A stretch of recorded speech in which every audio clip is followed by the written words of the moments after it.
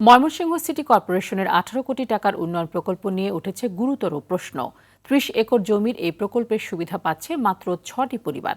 প্রায় বসতিহীন জায়গায় সরকারি অর্থের অপচয়ে ক্ষোভ জানিয়েছেন নাগরিক নেতা থেকে স্থানীয়রাও। তাদের অভিযোগ, সাবেক কয়েকজন আমলার মন রক্ষায় এই কাজ করেছেন সাবেক সিটি মেয়র ইকরামুল হক টিটু। ময়মনসিংহ থেকে মোয়াজ্জেম খোকনের পাঠানো তথ্য ও চিত্রে আরও জানাচ্ছেন সুলাইমান কবির।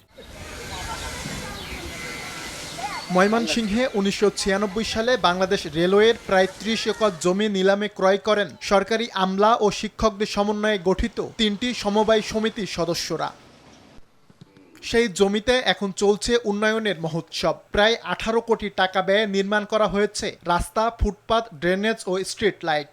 অথচ বিশাল এ প্রকল্পে সুবিধা নিচ্ছে মাত্র 6টি পরিবার।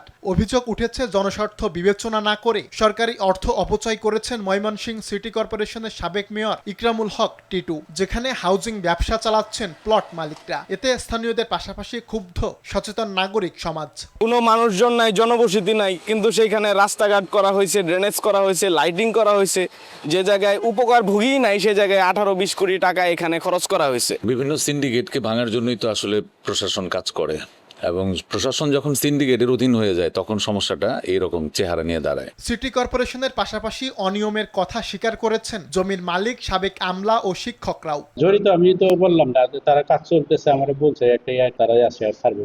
2-3টা প্রকল্পে অন্তপক্ষে সচিব আছে 10-12 জন, বিচারপতি আছে কয়েকজন, জেলা জজ আছে, ডিআইজি আছে।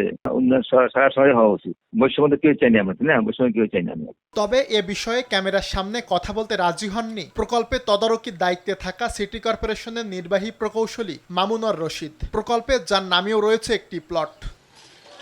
সংশ্লিষ্টদের কাছে নথি তলব করে অনিয়ম প্রমাণিত হলে ব্যবস্থা নেওয়ার আশ্বাস দিয়েছেন সিটি কর্পোরেশনের নবনিযুক্ত প্রশাসক।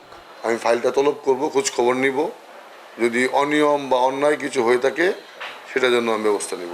জনগণের ট্যাক্সের টাকা এখানে যিনি চেয়ারে বসবেন তার ইচ্ছা মতো খরচ করার অধিকার তার নেই।